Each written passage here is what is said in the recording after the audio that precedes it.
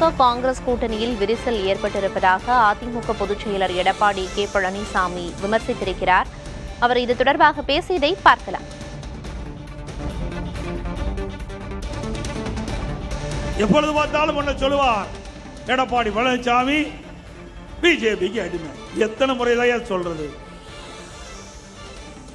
கேட்டு கேட்டு மக்களுக்கு புளிச்சே போச்சு. வேற என்னத்தை, வேற கீரல் இருந்து இருக்காது மாதிரி இதுதான் சொல்லிட்டு இருக்கிறேன். எடப்பாடி பழனிசாமி பிஜேபிக்கு அடிமை, அண்ணா திமுக பிஜேபியுடைய அடிமை, அண்ணா திமுக அலுவலகம் டெல்லியில் இருக்குது. இதைத்தான் நீ பேசிட்டு இருக்கிற.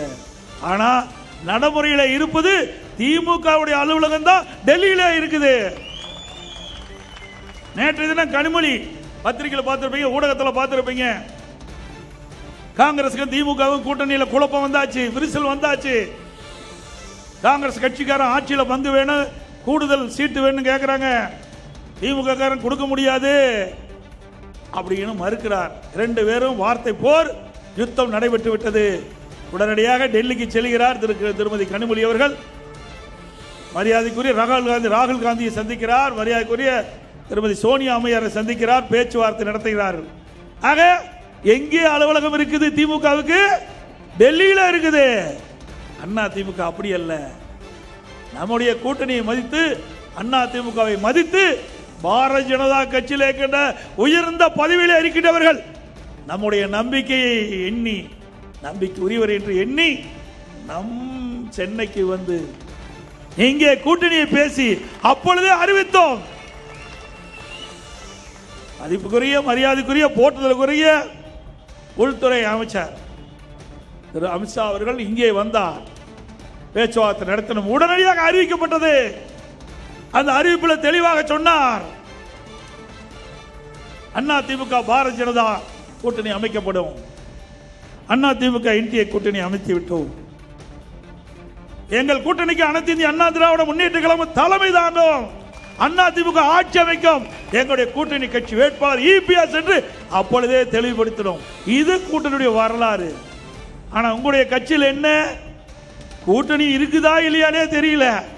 அந்த அளவுக்கு இன்றைக்கு வார்த்தை போர் முற்றி விட்டது. இன்றைக்கு உதயநிதி ஸ்டாலினும் திரு ஸ்டாலின் அவர்களும் சொன்னார்கள், காங்கிரஸ் கை கொடுக்கும் சொன்னாங்க. காங்கிரஸ் கையை விட்டு நழுவுற மாதிரி இருக்குது. நிலைமை அதுதான். கிட்டத்தட்ட 2 மாதத்துக்கு முன்பு நம்மை பற்றி எப்படியெல்லாம் விமர்சனம் செய்தார்கள். எடப்பாடி பழனிசாமி கூட்டணிக்கு கூவி கூவி அழைக்கிறார் என்று சொன்னார், கிண்டலா பேசினார். அடுத்த மாதம் தேர்தல் அறிவிக்க இருக்கிறாங்க. நாம் கூட்டணி பேச்சுவார்த்தை முடிச்சாச்சு. திமுகவில் இழுபறியா இருந்து கொண்டிருக்கின்றது, இன்னும் முடிவாகவில்லை. காங்கிரஸ் கட்சி திமுகவை ஏற்காத ஒரு நிலை இருப்பதாக பத்திரிகையிலும் ஊடகத்திலும் அன்றாட செய்து வந்து கொண்டிருக்கிறது. ஆக இன்றைய தினம் திமுக தான் தடுமாற்றம். அண்ணா திமுக பலம் வாய்ந்த கூட்டணி அமைக்கப்பட்டு விட்டது. நம்முடைய கூட்டணியிலே அனைத்து இந்திய அண்ணா திராவிட முன்னேற்ற கழகம் கூட்டணிக்கு தலைமை தாங்கினது பாரதிய ஜனதா கட்சி இருக்குது, பாட்டாளி மக்கள் கட்சி இருக்குது, அம்மாள் மக்கள் முன்னேற்ற கழகம் இருக்குது, ஐஜேக இருக்குது, தமிழ் மாநில காங்கிரஸ் இருக்குது, ஏசி சண்முகம் கட்சி இருக்குது, இன்னும் பல கட்சிகள் நம்மோடு இருக்கின்றன.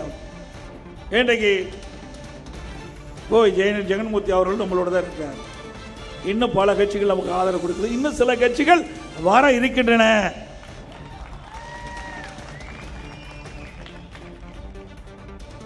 இன்றைய மக்கள் என்ன எதிர்பார்க்கிறாங்க? திமுக ஆட்சி எப்பொழுது வீட்டுக்கு அனுப்பும், எப்பொழுது தேர்தல் என்று எதிர்நோக்கி கொண்டிருக்கின்றார்கள். 2026 இந்த ஆண்டு நடைபெற்ற சட்டமன்ற பொதுத் தேர்தலில் நம்முடைய கூட்டணி 210 இடங்களிலே வெல்லும். அண்ணா திமுக தனி பெரும்பான்மையோடு ஆட்சி அமைக்கும்.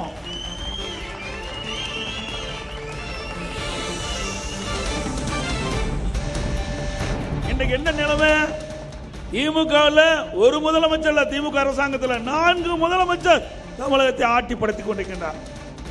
திரு ஸ்டாலின், உதயநிதி ஸ்டாலின், திரு சபரீஷ், பிறகு ஸ்டாலினுடைய மனைவி மரியாதைக்குரிய திருமதி துர்கா அவர்கள். 4 பேர் தமிழ்நாட்டை ஆட்சி படுத்தி 4 அதிகார மையம் தமிழகத்தை இன்றைக்கு ஆண்டு கொண்டிருக்கிறது. இது தொடர வேண்டுமா? சொல்லுங்க, தொடர வேண்டுமா? வாரிசு அரசியலுக்கு முற்றுப்புள்ளி வைக்கின்ற தேர்தல் வருகின்ற சட்டமன்ற தேர்தல். குடும்ப ஆட்சிக்கு முற்றுப்புள்ளி வைக்கின்ற தேர்தல் வருகின்ற சட்டமன்ற தேர்தல். சிந்திச்சு பாருங்க. இன்றைக்கு திராவிட முன்னேற்ற கழகத்தில் திமுக குடும்பத்தை சேர்ந்தவர் தான் அந்த கட்சிக்கு தலைவராக வர முடியும். அப்படி திராவிட முன்னேற்ற கழகம் வெற்றி பெறுகின்ற பொழுதெல்லாம் அந்த குடும்பத்தை சேர்ந்தவர் தான் முதலமைச்சராக வர முடியும். அண்ணா திமுக அப்படி இல்லை. இந்த கட்சிக்கு யார் விசுவாசமாக இருக்கின்றார்களோ, யார் உழைக்கின்றார்களோ அவர்களுக்கு தானாக பதவி வருகின்ற ஒரே கட்சி அண்ணா திமுக.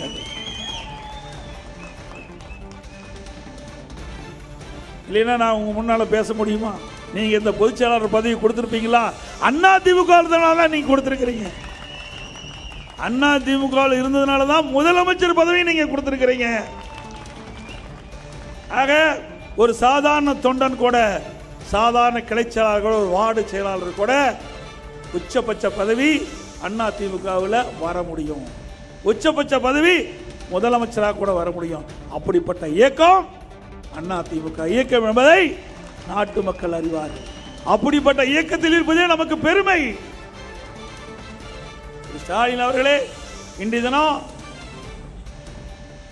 அந்த NTTVயில் பேசினார், கருத்து சொன்னார். ஸ்டாலின் வாரிசு அரசியல் வாரிசு அரசியல் பேசுறாங்களே, ஏன் நாட்டு மக்கள் தேர்ந்தெடுத்த பிறகு தானே அவள் பதவி பெறாங்க சொன்னார். நாங்கள் அதில் மாற்று கருத்து கிடையாது. மக்கள் தேர்ந்தெடுத்தா உண்மைதான்.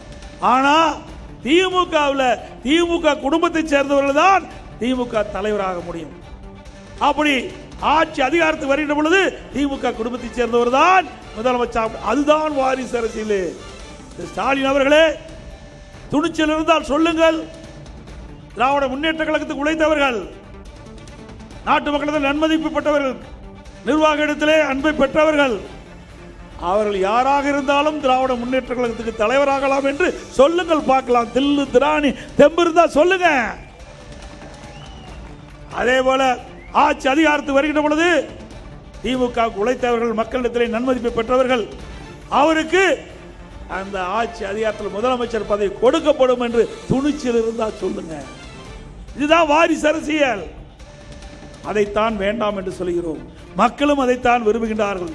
தொடர்ந்து இவர்கள் வெற்றி பெற்று வருகின்ற இவர்கள் ஆட்சி அதிகாரத்தில் வந்தால் சர்வதிகாரியாக ஆகிவிடுவார்கள். இன்றைக்கு தமிழகத்திலே கொள்ளையடிப்பதிலே நம்பர் 1 திமுக அரசாங்கம். அண்மையில் மேதகு ஆளுநரை சந்தித்து துறை துறை வாரியாக கொள்ளையடித்து அந்த பட்டியலை ஆதாரத்தோடு கொடுத்திருக்கிறோம். சுமார் 4 லட்சம் கோடி கொள்ளையடித்திருக்கார்கள் 5 ஆண்டு காலத்தில். ஆக இதையெல்லாம் மறைப்பதற்கு ஸ்டாலின் ஏதோ பேசுகிறார். வேற எதுவும் பேச முடியல ஸ்டாலினால. அனைத்து இந்திய அண்ணா திராவிட முன்னேற்ற கழக ஆட்சியில் ஏதாவது குறை இருந்தால் எடுத்து சொல்லுங்கள், நாங்கள் பதில் சொல்ல தயாராக இருக்கிறோம். உங்களுடைய ஆட்சியிலே பொறுப்பேற்றதில் இன்று வரை ஊழல் ஊழல் ஊழல். இந்த ஆட்சியிலே பார்ப்பதெல்லாம் ஊழல், வேற எந்த நன்மையும் மக்களுக்கு கிடைக்கல. இன்றைக்கு திரு கருணாநிதி இருந்தார், அதுக்கு பிறகு ஸ்டாலின் வந்துட்டார். இப்போ உதயநிதி வர்றதுக்கு துடிக்கிறார். சிந்திச்சு பாருங்க. அதுதாங்க வாரிசு அரசியல் நான் சொல்லிட்டு இருக்கிறேன். எம்எல்ஏ ஆக்கினாரு, அப்புறம் அமைச்சர் ஆக்கினாரு, துணை முதலமைச்சர் ஆக்கிட்டாரு. பிறகு இவருக்கு பிறகு இளைஞர் அணி செயலாளர்னு அவருக்கு ஒரு அடையாளத்தை கொடுத்துட்டார். இதுதாங்க வாரிசு அரசியல். ஆக ஒரு வாரிசு அரசியல் வந்துவிட்டால் ஒரு சர்வாதிகாரமாகிவிடும். அதை தடுத்து நிறுத்த வேண்டிய பொறுப்பு மக்களிடத்தில் இருக்கிறது என்பதை இந்த நேரத்தில் தெரிவிக்க விரும்புகின்றேன். சென்னையில் அதிமுக பொதுக்கூட்டத்தில் பேசிய அதிமுக பொதுச் செயலர் எடப்பாடி கே பழனிசாமி திமுக ஆட்சி மீதும் திமுக காங்கிரஸ் கூட்டணி மீதும் பல்வேறு விமர்சனங்களை முன்வைத்து பேசினார்.